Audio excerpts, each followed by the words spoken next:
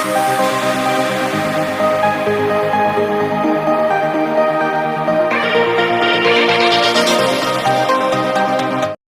Children, ഇന്ന് നമ്മൾ പഠിക്കുന്നത് എക്സസൈസ് 1.2 സെക്കൻഡ് ക്വസ്റ്റ്യൻ.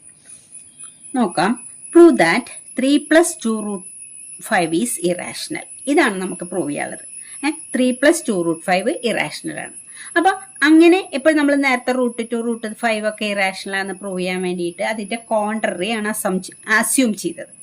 അതായത് ഇറാഷണൽ ആണെന്ന് പ്രൂവ് ചെയ്യാൻ വേണ്ടി കോൺട്രറി ആയിട്ട് റാഷണൽ ആണെന്ന് അസ്യൂം ചെയ്യും. അത് തന്നെയാണ് നമ്മൾ ഇവിടെയും ചെയ്യണത്.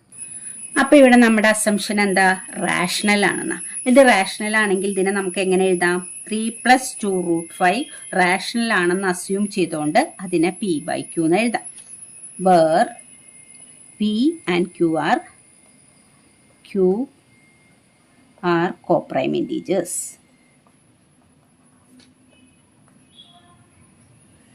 pയും qവും കോമൺ ഫാക്ടർ ഇല്ലാത്ത ഇൻറ്റീജേഴ്സ് ആണ്. അപ്പൊ ഇത് റാഷണൽ ആയതുകൊണ്ട് അതിനെ p/q ഫോമില. ഇനി നമ്മൾ എന്താ ചെയ്യാൻ പോണെന്ന് വെച്ചാൽ √5 ഇറാഷണൽ ആണെന്ന് നമുക്കറിയാം. ഈ √5 അല്ലാത്ത ഈ 3യും 2 ഒക്കെ നമ്മൾ RHSലേക്ക് എടുക്കാൻ പോവുക. അപ്പൊ ആദ്യം 3നെ നമ്മൾ RHSലേക്ക് എടുക്കുമ്പോൾ ഇവിടെ 2√5 ഉണ്ടാവും. That's equal to p/q - 3.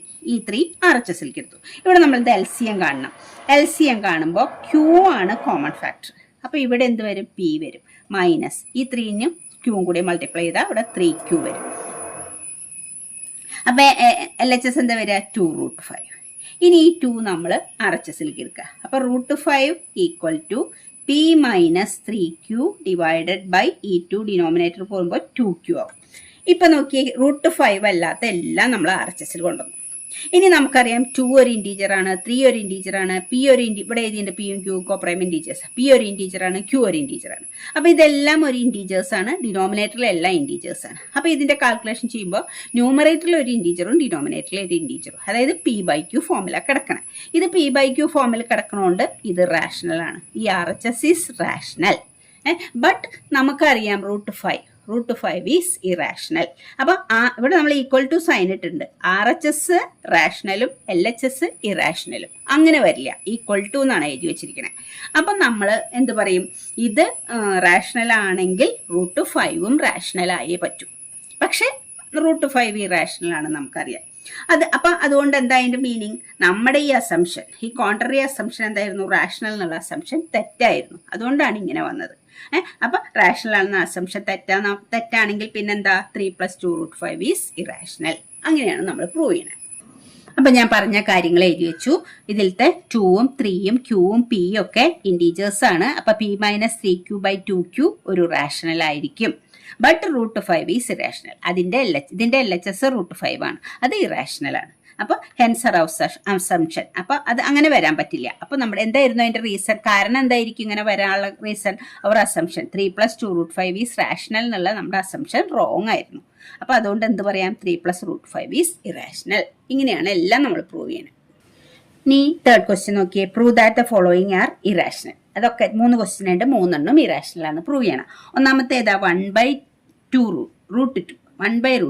Irrational ആണെന്ന് പ്രൂവ് ചെയ്യണം. അപ്പൊ അവിടെയും നമ്മൾ അതിന്റെ contrary assume. Let us assume the contrary that 1/√2 is rational എന്ന് അസ്യൂം ചെയ്തു. അപ്പൊ അത് റാഷണൽ ആണെങ്കിൽ നമുക്ക് ഇങ്ങനെ എഴുതാം. 1/√2 = p/q എന്ന് എഴുതാം. Where p and q are co-prime integers.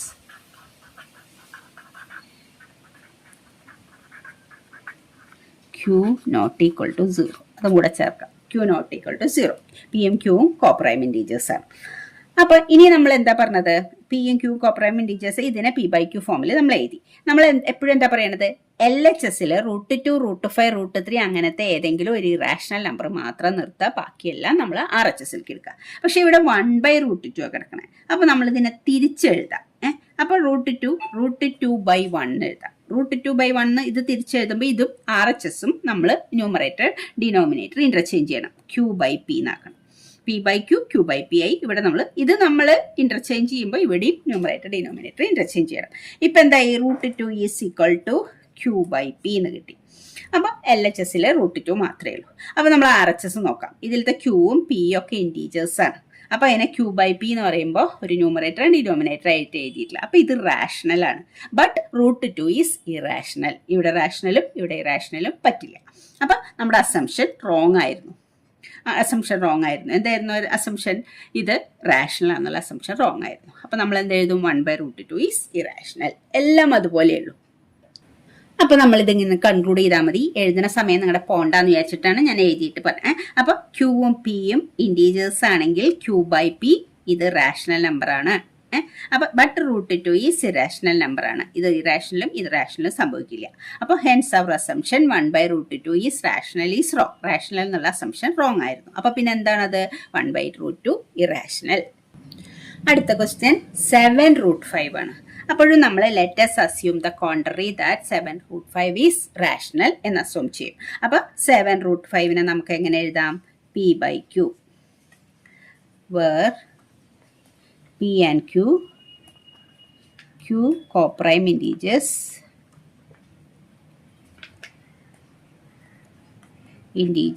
q not equal to 0. q 0 അല്ല. അപ്പോൾ p/q ഫോമിൽ എഴുതി. ഇനി നമ്മൾ എന്താ ചെയ്യാൻ പോകണമെന്നാണ് പറഞ്ഞത്? LHSൽ നമുക്ക് ഇറാഷണൽ നമ്പർ ആണെന്ന് അറിയുന്ന √5നെ നിർത്തും. ബാക്കിയെല്ലാം നമ്മൾ RHSലേക്ക് എടുക്കും. അപ്പം നമ്മൾക്ക് √5 = 7 RHSലേക്ക് എടുക്കുമ്പോൾ p/7q 7 ഡിനോമിനേറ്ററിലേക്ക് പോകും. ഇനി നമ്മൾ എന്താ എഴുതുക? പിയും ക്യൂവും 7 ഒക്കെ ഇൻറ്റീജേഴ്സ് ആയതുകൊണ്ട് p/7q റാഷണൽ നമ്പർ ആണ്. ബട്ട് √5 ഇറാഷണൽ ആണ്. അപ്പം അത് സംഭവിക്കില്ല. അപ്പം അതുണ്ടാവാനുള്ള റീസൺ എന്താ? നമ്മുടെ അസംഷൻ റോങ് ആയിരുന്നു. അപ്പം അങ്ങനെ തന്നെ ബാക്കിയുള്ളത് ചെയ്ത പോലെ തന്നെ നമ്മൾ എഴുതാൻ പോവാം. അപ്പോൾ നമുക്ക് കൺക്ലൂഡ് ചെയ്യാം. സിൻസ് 7ഉം പിയും ക്യൂവും ഒക്കെ ഇൻറ്റീജേഴ്സ് ആയതുകൊണ്ട് p/7q റാഷണൽ ആണ്. ബട്ട് √5 ഇറാഷണൽ ആണ്. അപ്പോൾ ഇത് ഇറാഷണൽ ഇത് റാഷണൽ സംഭവിക്കില്ല. അതിൻ്റെ റീസൺ എന്താ? Hence our assumption 7√5 is rational എന്ന് പറഞ്ഞ അസംഷൻ റോങ് ആയിരുന്നു നമ്മുടെ. അതുകൊണ്ടാണ് ഇത് സംഭവിച്ചത്. ഹെൻസ് അപ്പോൾ അതിൻ്റെ 7√5 ഈസ് ഇറാഷണൽ. തേർഡ് ക്വസ്റ്റ്യൻ ഇതാണ്. 6 + √2 ഈസ് ഇറാഷണൽ എന്ന് പ്രൂവ് ചെയ്യണം. അപ്പോൾ let's assume the contrary that 6 + √2 is rational എന്ന് അസ്യൂം ചെയ്തു. അപ്പോൾ 6 + √2നെ നമുക്ക് എന്ത് എഴുതാം? p/q എന്ന് എഴുതാം. Where p q co-prime integers